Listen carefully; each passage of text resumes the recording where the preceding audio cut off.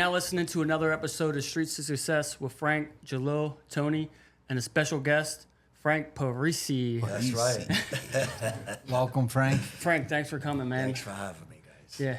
So typically what we do, we start off just by a little bit of your upbringing, like where were you born at, family, schooling, like just stuff up like right to before your teenage years, like, you know, give the people, you know, a little bit about you. Yeah. My name's Frank Parisi. I am 44 years old.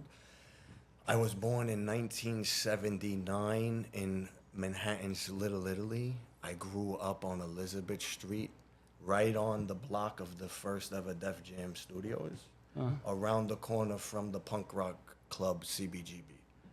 And the neighborhood that I grew up in at that time was very treacherous.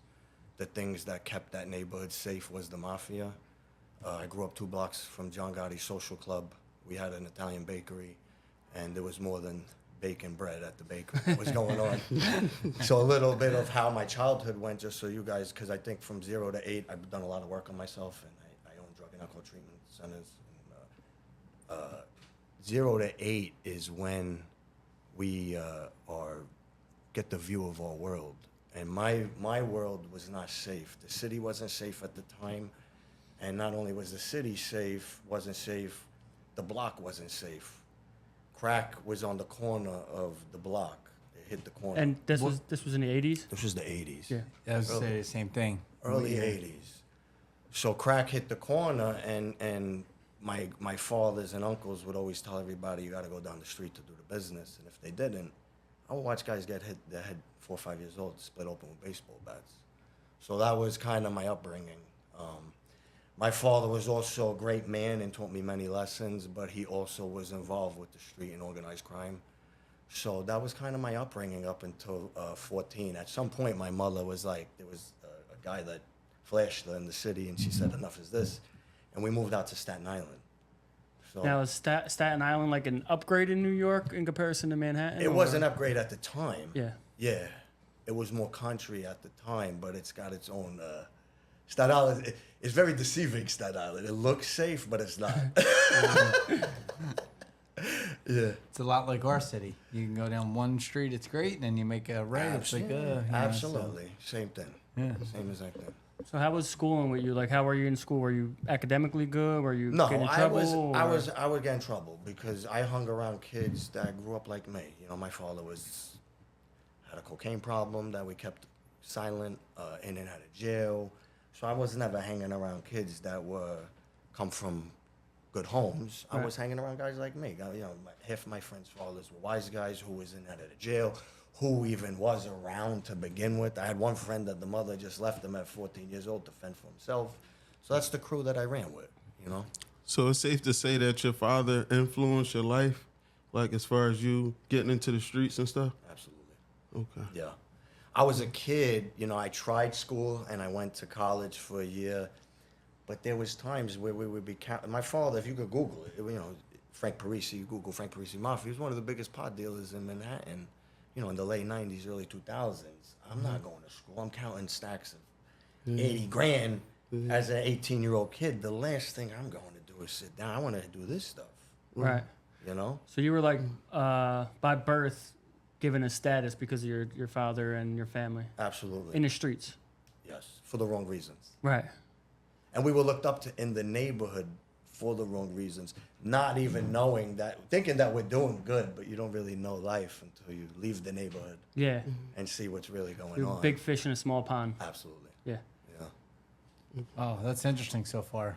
All the way up to, so what are you, around 13 now, 14, 15? 13, 14, now we're in Staten Island, and now I'm following suit in that life. Is you it know? like this, is it sort of like the same thing, just that now it's a bigger pond, so to speak? Is it like you're doing like that same stuff you were doing in Manhattan, but now it's at a Well, different now I'm level? graduating up, so now I'm hanging out with Leveling and up. I'm doing stuff with them and While you're in high school still? out of high school. Out of high school? You dropped out? No, I graduated Yeah. high school and I went to college for a year. Okay. Then I dropped out of college. So high school, college, how did it go after that after you dropped out? You just said, I'm going full force in the streets. I was I'm already not-" running with everything. You know, I've been, at 12 years old, I started to smoke pot. So at 12 years old, I felt for the first time that I can go home. I could be, you know? Yeah. I never felt whole because of the chaos of my life, the chaos of my home. You know, my father was a street guy. I couldn't tell anybody. My father used to blow cocaine. So he would go on a binge 3-4 days and lock himself up. I couldn't talk about any of this stuff. Right. Can't tell the street this stuff. Mm-hmm. You can't supposed to be doing drugs in the street. Right. You know? So everything was keep it quiet, keep it quiet. The only thing I knew is like I had all this disturbance inside of myself. Doing drugs is what calmed that down because then I became addicted to drugs. So I followed suit in the street life, and then I became like Zorro. I went on my own. So I would still be doing stuff. I'd still be selling pills and pot and all that shit. But then I became my own supplier with that. Okay. Do you have any siblings? I don't. No. Just me. Okay. Yeah. Was there a goal when you got into the streets? Like, once I get to this point, I'm gonna open a business, or I'm just gonna go full force and die in this. Like, Nah. No. Not in it. no goal. Yeah. But were you even thinking like that, or was it day by day? Day by day. Right. Especially once you get caught up in not just the street life, but then the addiction. Yeah. It's that like what we just said, like the day by day. A lot of people. That's even like in business. A lot of people think that way. Like if you could go back in hindsight and say, look at the future and say, I'm going to do this for 15 years. I'm going to save this much money and I'm going to get out. No one does that, right? A lot of people don't do that. Even in business, you own a roofing company. You get over here, you have a roofing company, and you might not think about like 5 years. You're like, I got to call this customer tomorrow and get this job, and it's sort of like the same thing in that game. Sounds like it anyway. Absolutely. Yeah, it's Yes. like whatever on your plate you're going to take care of, and then you're not thinking past that until something else comes on your plate. Absolutely. You're playing chess on the checkers, or you're playing checkers on a chessboard, Right. Yeah. Right. right? So, this obviously led you down the wrong path. What type of troubles did you run into in this, typical lifestyle that you're living daily? And at what In age? and out of What sh- age? What age? Oh, the first time I was arrested, I was 15. I never did no time. I always got out of it one way or another. Like bail, ROR, something like that? My wife was an attorney. I had cousins that were detectives and sergeants, and then my father was in the street. So it was like I had every angle covered, which was terrible Yeah. because it only kept me more doing all the same shit over and over again. You didn't get really a chance to reflect on what you were even doing because you're getting bailed out of the situation before the consequences even come to you. And then at that, there was a certain point where I was looked up to in my neighborhood. You know what I mean? We had the power. We had money for the neighborhood. And then what happened is I became addicted to opiates, and I was not looked up to no more in that neighborhood. And through that process, I started to have more shame and guilt, which only led to more demise because now the money's gone, now the crew's gone, now everything's gone. Now like everybody's like my cousins, everybody, the street, they're like you're on your own. Do you lose them? Do you lose that circle when the money goes? Like when you were the man, like you had a business, you were making money. When you start getting addicted, and once the money goes, is that when the friends go too? Everything went. Yeah. Once they start seeing you all. Yeah, strung out. Is that like? Yeah, I was strung out. And you become isolated in that. For how long? So you're 7 years. From what age to what age? I would say from 23 is when I got really bad on the pills to 31. To 31. So 8 years. 8 years. so In and out of jail, rehabs, that whole game. when does the light bulb go off during like the 7th, 8th year of like July 31st of 2011. July? How was it? What happened? That's A kid came looking, a kid named Ricky Lucchese in the neighborhood that I grew up with, came looking for money. Here I am, 31-year-old man. I don't got $200 to pay my street debt. My wife comes out, who's an attorney on Wall Street, by the way, and we're living in some shithole in Staten Island in Midland Beach. Plastic on the windows, because that's as good as I could do, because I'm hurt. And I only know how to heal my hurtness by getting more fucked up and causing more havoc in the world. And out comes my wife paying a grown man street debt $200. And that day I looked myself in the mirror. I was like 19. I had like 40 stacks. Here I am, 31 years old. I don't got $200. And my wife comes out and pays a grown man street debt. And that day I looked myself in the mirror and I said, doesn't matter what the fuck happened to you. For whatever it was, moment of clarity, Whatever. I looked myself in the mirror and you said, you know what? You're Frank, you're in a ditch. Who the fuck cares how we got in this ditch? The only focus now is getting out of the ditch. And that's been my focus this whole time. Over the past 13 years is constant evolution and elevation. And how I got there is very similar to what you're saying. Power and proximity. I'm a kid from the streets of Little Italy. I don't have an education. But I was wise enough to start to hang around smart people. Hang around smart people, business people, people that were sober.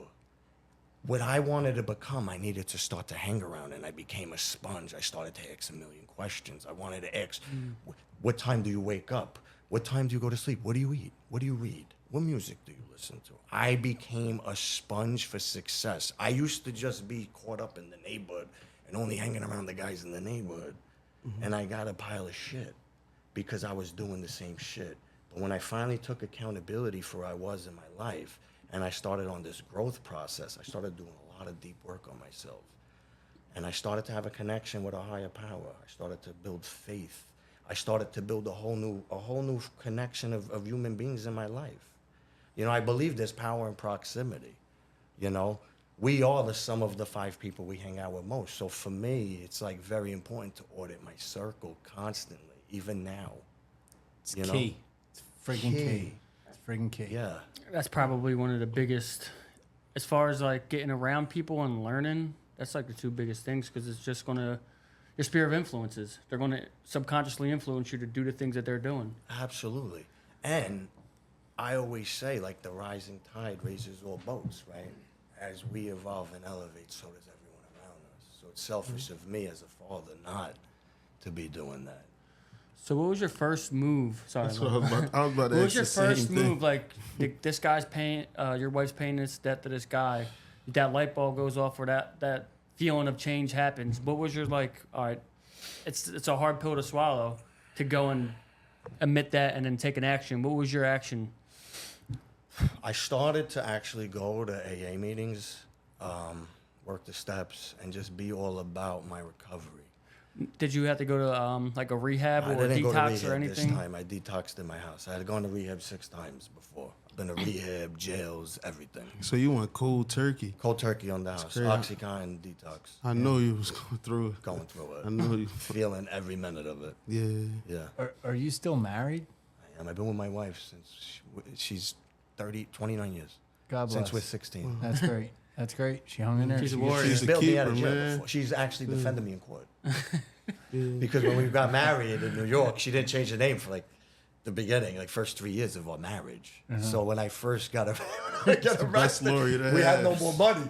Yeah. She's Jewish, so Goldberg. You know what I mean? I'm Italian, then Goldberg, the lawyer. So she got me out of a lot of stuff too. It just is good to hear this, that she can see the rewards, you know, of what you're doing, because a lot of these stories end up, nah, she left me, and, you know, so glad to hear that. I always say I'm like an IRA. I'm like bad short-term investment, good long-term. You know what I mean? That's what you sold to her?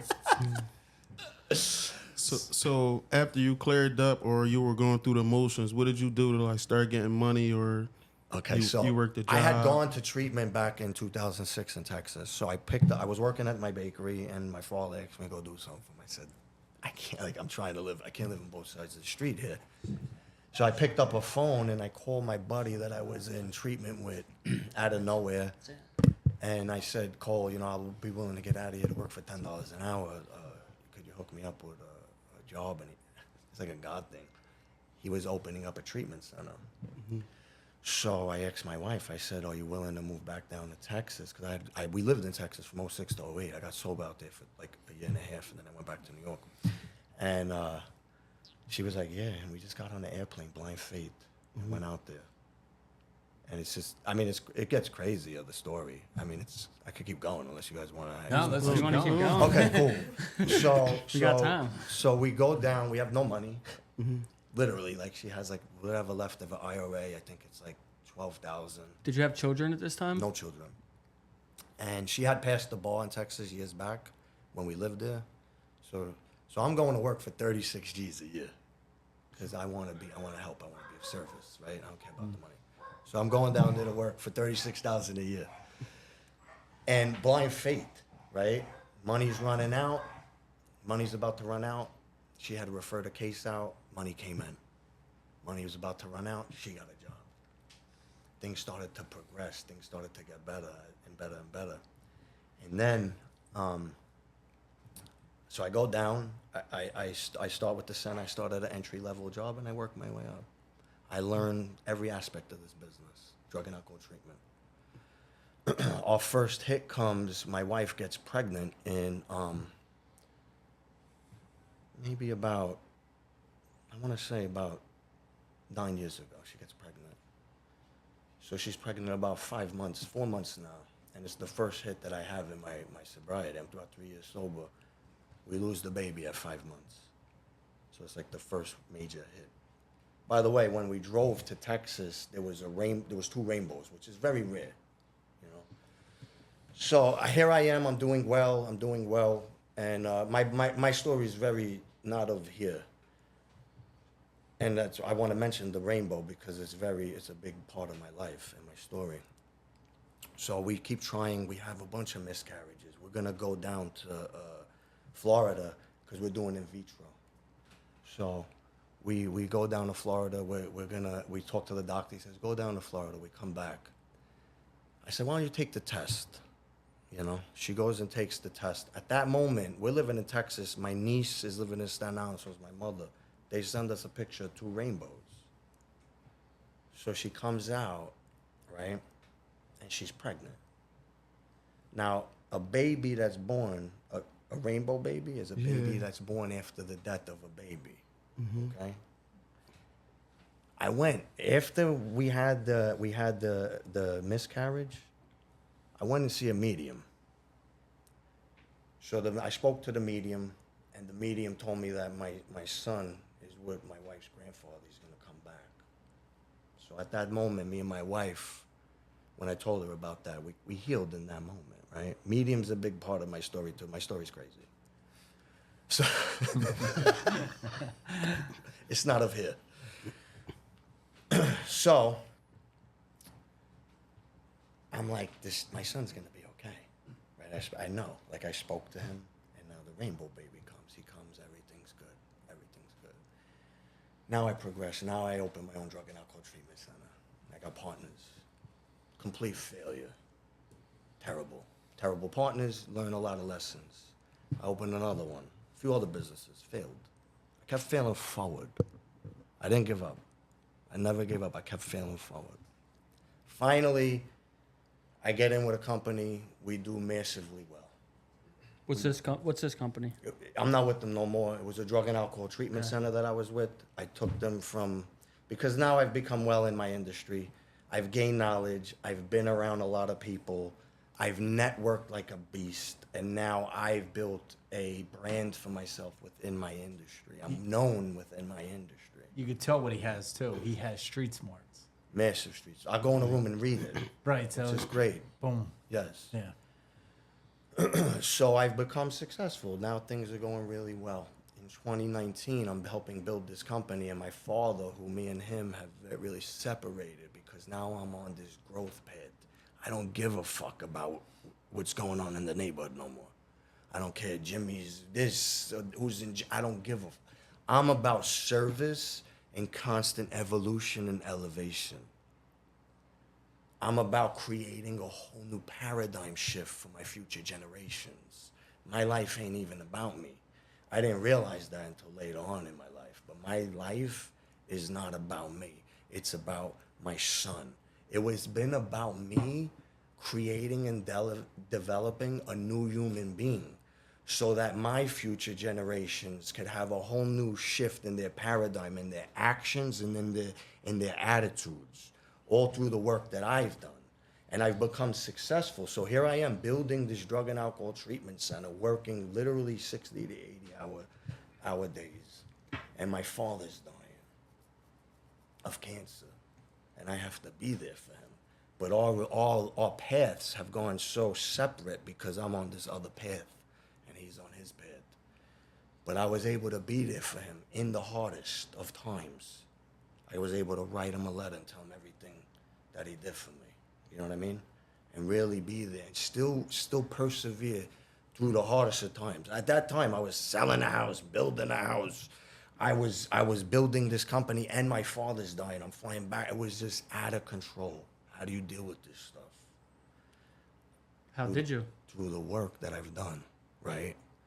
There's things that I have to give it. I have to have faith. There's my life now. If you even ever had to walk in my, not that everybody's got their cross to bear, but if I don't give everything to the big man, there's no way I operate. I have to trust in faith, and also have to plug in every day. I have to plug in every day.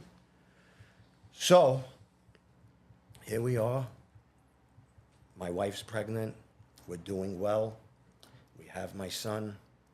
He's 3. My father's dying of cancer. I get to be with my father, and my father passes away. Right after my father passed away, 1 month later, my grandmother died. A month after that, one of my best friends was murdered on a home invasion in Staten Island. And then a month after that, I herniated my disc, my C4 and my C5 in my neck, which has been my solution to like life, working out for such a long time. Now I'm stuck with all of this and myself, you know? You need an outlet. But here's the deal. I made agreements with myself 13 years ago. I had a vision of what my life was gonna look like 13 years ago, and I made these agreements with myself, so it doesn't matter what the fuck's going on in the external world, I'm gonna show up in the agreements. Honesty, loyal, respect, integrity. I'm gonna show up in those no matter what. No compromising. No compromising. So I took that company that failed, I brought them in, they were a $1.2 million loss, and last year, $7.2 million top line revenue, $1.9 million profit, you know, from the mind. Now, last year, as business is progressing and everything's going well in life, I developed this cough. Now, I'm in recovery. I'm sober 13 years, so I've traveled the country. I do speaking. I've stepped into like a new realm of life now because of everything that I'm about to talk to you about. But here I am now. I'm traveling the country. I'm doing business. I'm in California. I'm in New York. I'm in Miami. This is all in the beginning of 2023, the first couple months. And I have this cough. So I'm in Central Texas. In Central Texas, it's high allergy counts. So I go to the doctors, and they tell me it's allergies. They give me steroids, which usually clears it up, but it didn't clear up. So I go to another primary care physician. They give me more steroids. They do tests. They do more steroids. I go to Miami in April. I come back. I tell my wife, this is getting bad. Now I'm not eating good. I'm like, maybe I'm in my 40s. I'm losing weight, but I'm still lifting weights. I'm in the gym. The cough's persistent. I go to a gastrointestinal. Everything comes back fine. I go to a pulmonologist. And I have a cardiologist appointment the week after.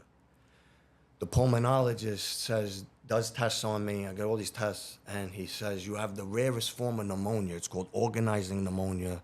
3% of the population has it. It's prevalent after COVID. We're gonna give you 6 months of antibiotics and high dose steroids, and it's gonna knock it out. So I go home. I start the medication, right? I'm getting worse. Now I'm not eating. I'm coughing up orange stuff. I'm calling the doctor. He gives me more medication. It's getting worse. Now I'm up all night. I'm looking, Dr. Google. It's telling me, well, the high dose steroids could cause like you panic attacks because like at night I'm having panic attacks. I'm coughing. I'm feeling hopeless. May 8th, I cough up a half a bottle of Gatorade of blood. Wow. So in the morning, my wife takes my son to school. I can't even get out of bed. And I'm telling everyone I'm dying, but I'm in good shape, so nobody's believing me. And I go to the hospital. I go to, in Austin, I go to the Bale Skyway in Austin. And the doctor goes, well, what's wrong with you? I said, well, I told you what's wrong with me. He goes, you have to admit. So I said, all right, I will admit. My wife leaves me because we have family here in New York, and we're down in Texas alone. So now they treat me for sepsis, which I don't have. They pump my body full with fluid. They still don't know what's wrong with me. One of the nurses come in, and everybody needs to wake up to how precious life is and love every moment that we have here. A nurse comes in, and she put the wrong, if you see my arm, you see my arm? Mm-hmm. She put the wrong pick in my arm. The medication burnt my arm 3rd degree from the inside out. Camera.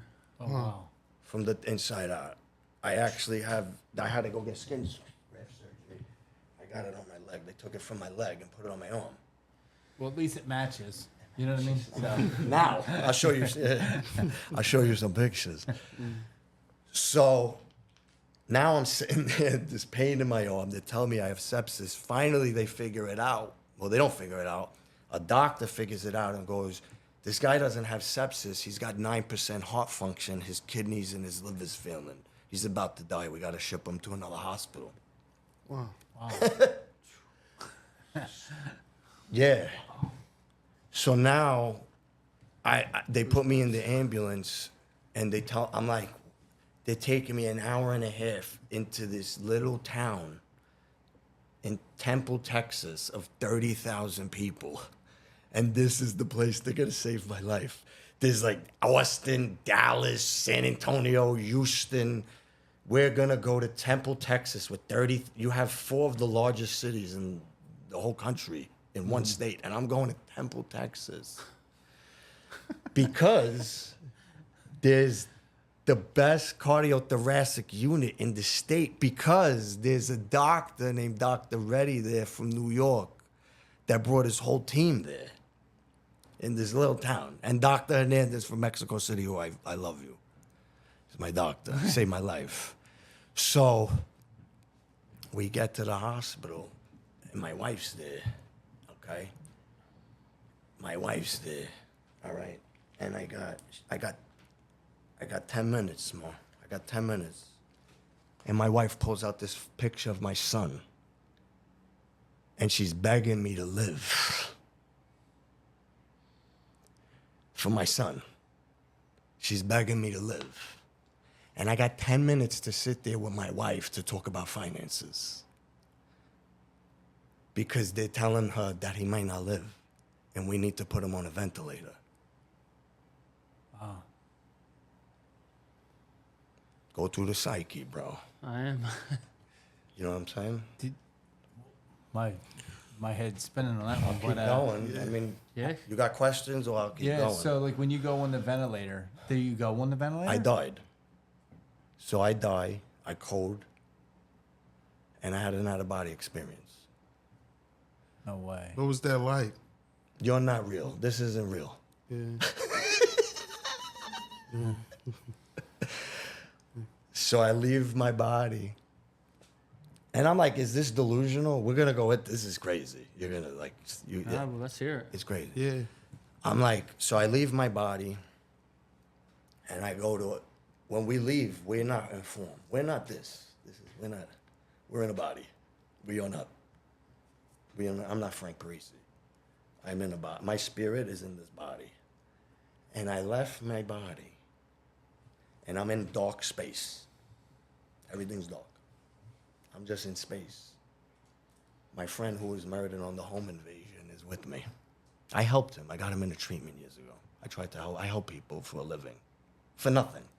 No And- doubt. For everything, For actually. everything. Right. Yeah. Yep. And he was there with me. And when we go, we could communicate telepathically. So he was there to take me. And there was a voice that said, we want you with us. That was God, Spirit of the universe, Christ consciousness, whatever the voice was, wanted me with him. And I had a vision of my son growing up without me. And I asked God to let me come back. And he said, you're going to come back, but you're going to suffer. And at that time, I didn't know. I look down and I see me and my wife. I'm looking at me in the ventilator with my wife. And then I come to. And I'm like, maybe this didn't happen. Maybe this is just, delusional because I don't know what's going on. Yeah. Now I'm in bed. I got a pump in my groin. I come to, I got a pump in my groin. They tell me I'm in this atrial fibrillation, which I didn't even know what it was. I felt like I was kicking opiates for days. I can't eat. I'm losing weight, and I'm in bed for fucking 9 days now, man. Like, I can't get out of bed. They were supposed to put the pump in my neck, and they got it in my groin, and I can't get out of bed. And I got a fucking appointment with a medium that I booked 5 months ago. I joined an entrepreneur group last year. I'm supposed to be in Miami on a fucking yacht, 92-foot yacht with all entrepreneurs. And I'm fighting for my life in this fucking hospital. I got doctors coming into the hospital dressed in hazmat suits, all boarded up. Could you imagine this? You woke up on May 8th. Yeah. And now you got doctors with hazmat suits boarded up because they think you got tuberculosis because of the orange stuff you're coughing up, but it's blood going into my heart. They just don't know it yet. And now I got this appointment with this freaking medium that I booked 5 months out early. And my wife's like, I don't want you talking. I said, I don't give a shit. This is like an episode of Black Mirror, and I'm fucking going in on it. This is not normal. I'm not this type of guy. I'm not a spiritual guy. Like, that's not who I am. This is not normal what's happening to me. I want to know more. So I talked to my father. May 18th. I'm 10 days in the bed. I haven't even walked yet. And my father comes through. And what's the odds that I'm in the middle of Temple, Texas? I got a whole team of doctors from New York City there. One of the PAs, his father was a wise guy like my father. In the middle of Temple. I could see maybe Philly, Chicago, Temple, Texas. Other side of the country. That's They crazy. don't even know that even exists. What's the odds that one of the girls, the PAs, went to the same college as my wife? Wagner College in Staten in the middle of Texas. What's the odds that one of them baked her favorite cookies, her rainbow cookies? So I'm talking to my father, and he goes, she knew everything about my father. She goes, oh, all your doctors from New York, right? I go, yeah. She goes, your father sent them there for you. And then she said, there's two things that she had wrong. She kept telling me about a birthday and a pendant and a chain. My father's mother died when he was 14 years old. I never knew her. My mom comes in the next day to the hospital on May 19th, and I tell her everything that happened. I said, she got two things. She knew all the doctors were here. How did she know all these doctors were here from New York? I said, she got two things wrong. She got the pendant and a chain wrong and a birthday. She goes, today's your father's mother's birthday, May 19th. Wow. And she goes, the pendant and the chain, your Aunt Dolores gave me a pendant of his mother when he died with a chain. I gave it to Aunt Camille, his sister. I FaceTime my aunt, and she's wearing the fucking pendant and the chain. Wow. Wow. Your head's probably spinning at this point. Bro, now the doctors are coming in, and they're telling me, like, you might need a heart transplant. I'm like, what? The fuck are you talking about, bro? Like, I eat healthy. I've been working out, like, my whole life. Like, what the fuck are you talking about heart transplant? Like, what is this going on here?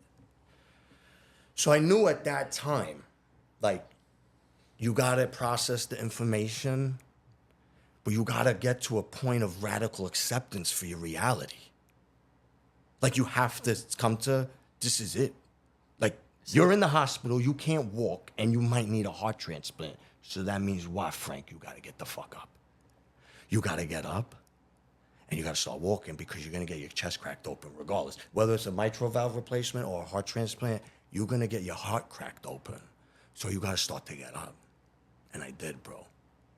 I started to walk in the fucking unit, bro, okay? I started to walk, then they put a pump in my chest right here, and I'm an opiate addict. I did Tylenol, 13 staples, because now they put a pump in my chest, and the pump is gonna rest my heart to see if my heart's gonna recover.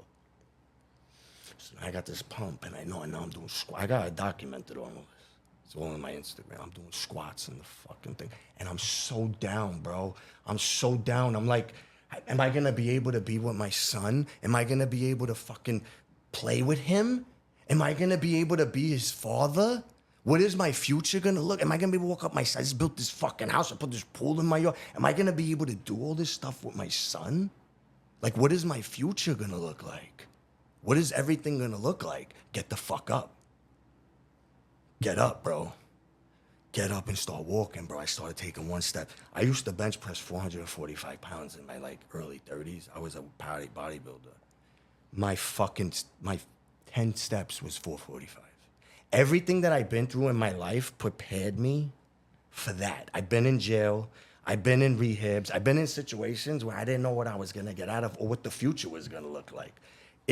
Everything that we go through on this journey in this sitcom of life, it's all to prepare us for what's next. If we're open to the lessons, to look at it as that.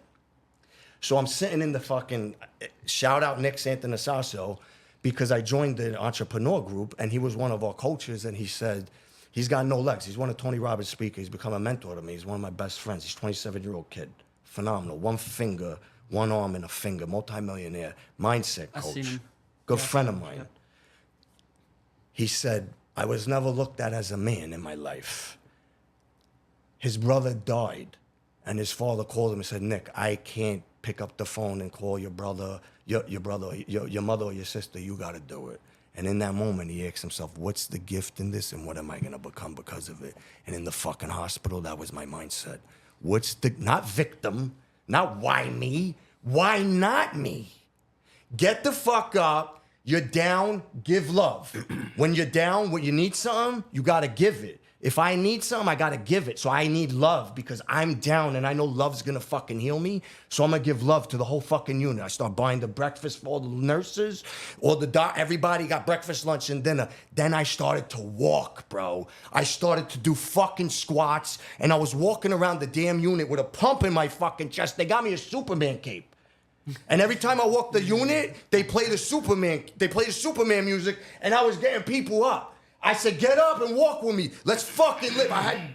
As I'm hearing code fucking blue, which means someone else died, I'm showing up in the agreements that I made with myself 13 fucking years earlier. It doesn't matter what's going on in the external world. This is the fucking agreement I made with myself. So this is how I'm gonna show up.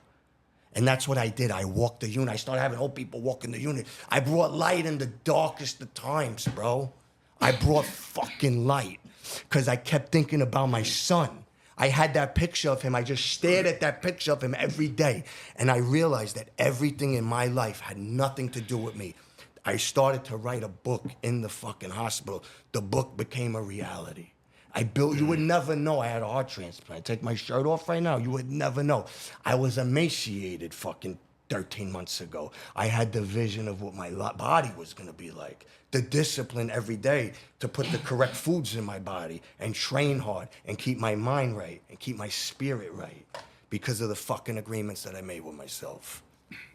And there's no difference of me of anybody else. It's just about having vision for your life, not playing checkers on the chessboard, actually having a vision, a 5-year, 10-year, 15-year plan. The willpower, the vision, the willpower, Determination, determination. not taking anything else but what you want. Like That's it. you had to, whatever's required for you to get up and get it going. Get walking. You probably even saved so many other people's lives, and just listen to your stories. It's like podcasters sort of like go back and forth, but you have a very interesting story. It's like a listening session because you have a very interesting story. There's more. Oh no, round two. So Let's then June hear it. 1st, I gotta get my arm debrided. Now they go down, they bring me in, and they're like, your heart's dead. So did they ever tell you what was the cause of that? They Because you were finally healthy, you ate figure good. it out that I have a rare gene called Titan, TTN. They don't know why the gene was activated. But I do have a gene. Okay. But they don't know why it was activated. I could go down the rabbit hole 10 different ways. So what about your liver? I traveled for business, so I took it. The jab. You know what I'm saying? Yeah. My family I see didn't. where you're getting at. My family didn't. Yeah. I hear you. I've heard You a lot know, of the but people. for business, because that's how we eat. Me traveling around the country Yeah. and building business is how we eat. Crazy. So, and I had a lot of business in California. And it So was during the mandatory, pandemic, I was right? traveling around the country. I was in all the airports. It was crazy. So, but June 1st now, I gotta go. They find out now I need the heart, and I gotta get my arm debrided. So now, when you get a heart transplant, we'll go through the psyche of that, man. Like, now I'm waiting for somebody to die so I can live. You know.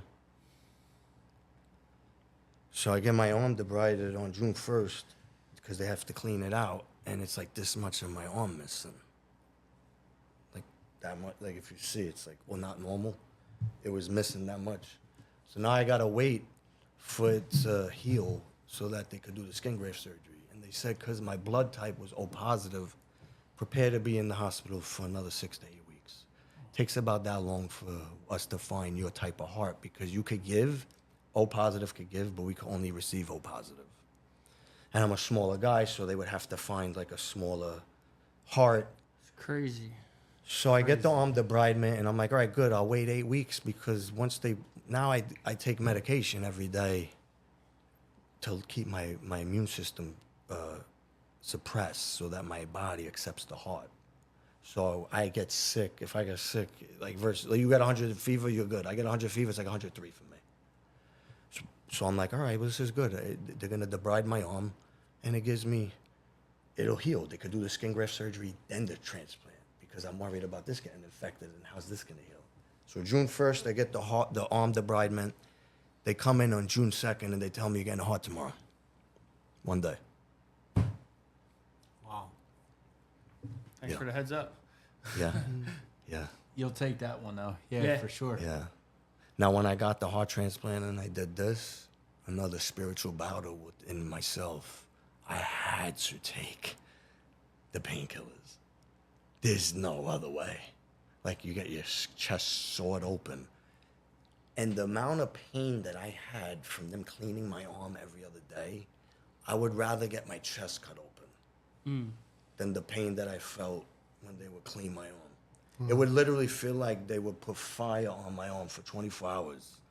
I would have to take Oxycontin and Dilaudid shots and keep an ice bag on it. Now again, anybody that's struggles with addiction or anything like that, when you keep your fucking sword sharp and you make those agreements with yourself and you know that shit's fucking the devil, but I gotta flirt with the devil to feel God, you're gonna be all right because of the agreements you made. So after the oxys were done, I was done. No detox, no none of that. This shit, Move on. move on, Yep. move on. So over the past year now, I wrote a book. I'm doing a lot of motivational speaking around the country, and coaching men one-on-one. It's awesome. That's awesome. Doing Are you good still stuff. you still involved in the rehabs and? I'm about to hop drug back and in. alcohol? Yeah, me and my partner separated in April. Yeah, I feel like in life, God will remove energy from your life so that good energy will take its place and get you down the path of where you're really supposed to walk. So we're in the works of partnering up with another substance abuse facility in Texas. So what are you doing for like money basically? Like what's your career path now? Motivational speaking? Yeah, I mean I've done well. Is it lucrative? Right Is now? No. He's married to an attorney, dude. My income now is Street been attorney. it's been chopped down, but I've done well over the past several years. We own real estate, we have other investments and stuff. So But we're looking to get back in and like you said, like there's a strategy to what's next. It's Yeah. not just hopping in. It's like we're gonna build something that we can exit from at some point and maybe do something else. So you You got know? a great story, and you know, I want to tell my story on a bigger platform. Eventually, that's what the podcast is about. That's what I'm about, overcoming obstacles and showing the way. Is that your ultimate purpose? You feel now? This is my purpose, 100%. I did this. At the time, I was killing it when I wrote the book. Like this is not about money. Yeah. None of this. It's when you get to This a is different, my passion, my brother. You know what I mean? You can feel it. God kept me here. I'm not one of these fucking people on social media. I'm not just got on social media. I do a lot of content, but it's real. yeah. I live some real shit, and I'm here to help people get out of the fucking ditch. Whatever the ditch is for you. You want to level your mindset up? I can help you. You want to level your fitness up? I can help you with that too. All right, so for people that's watching, what was harder to ditch? Basically, you being known in the neighborhood as like this big guy, or the opiate addiction? And yeah, just give people advice on like how can you ditch that? Like, what's the easiest way to ditch? I mean, the opiate addiction was just taking full responsibility for who I was and what I had become, complete ownership, and just taking massive action to get the fuck out. Being around people that uplift you, people. The most important people that we should be around, in my opinion, in life, there's three. One is our mentors. Those are the people that are gonna, and this is how we get out of it. Get around people better and smarter than you. Latch on and learn. The other key is walking with the same tribe, right? Like, if I'm on a path and you're not walking the same path as me, where I'm going is going to slow me down. So we all got to be walking the same path together. The most important of all of that is the people we bring along, the people that we help. That's the most important. But leaving addiction definitely was a lot harder because the addiction took me out of the street anyway. Like, I was looked up to in the street, but then once you become addicted, ain't nobody looking up to you no more. Yeah, it's almost crazy though, because it's almost, if you listen to anyone that we had on the podcast, there's been people that have been arrested for 10 years. It's that everyone's saying you are your company. It's not even that complicated to figure out. We just figured out at different times. in our life, people go back to comfortability. They're comfortable hanging around this person because they know them, they grew up with them. It's like, oh, that's my day one. We have a lot in common. And then if I'm getting around somebody like you, for instance, Tone, when I was in the streets and then I came home and I started getting around you, you're talking about things that I wasn't familiar with. And it's either I have to like learn and be uncomfortable, or I go back to the other people that I can be around and have the same conversations with. You got to be able to let that go. You got to, like he said, you got to let go of energy to pick up better energy. Absolutely. Yeah. In my book, I talk about my 5 pillars of faith, family, health, hustle, and purpose. And health isn't just about the food that we put in our body. It's the company we keep, the conversations we have, the books we read, the music we listen to. All that has an influence on us. Agreed. When is the book coming out? Tell us a little about that. And The pre-sale is out. It is ready to order August 1st on Amazon. And then you can order it on my website as well, frank-parisi.com. Cool. Very cool. This is a great story. We'll definitely would love to have you back on for sure. Yeah, Definitely. I didn't cry. No, we were trying to get you to cry. We're tapping each other. I in the could. chest. I mean, if you want me to, I will. I read what my wife wrote in the hospital. If you want me to cry, I will. I'll do it right now. Nah, this is The next step, part 2 coming out. We need to bring him back. for sure. How can people reach you on social media? Anything that you got going on that, as far as like you said, you do mentorships or Yes, it's just other people? Yeah, it's on my social is Frank Parisi 2011, and then you could purchase the book at frank-parisi.com or check out my coaching program. What's your Instagram or how? Frank Parisi 2011. Okay. It's my IG. All right. Well, seems like a wrap. Cool, Everyone brother. know what got Thank on? you so I much. appreciate you guys, Frank, man. We got Thank a, you. We got a man. cheesesteak waiting for you. Amazing There, I can't wait, bro. Philly cheesesteak. I'm ready. I'm ready. Thank you. We'll come back to rank the cheesesteak. Yeah. I appreciate it. All right, thank you.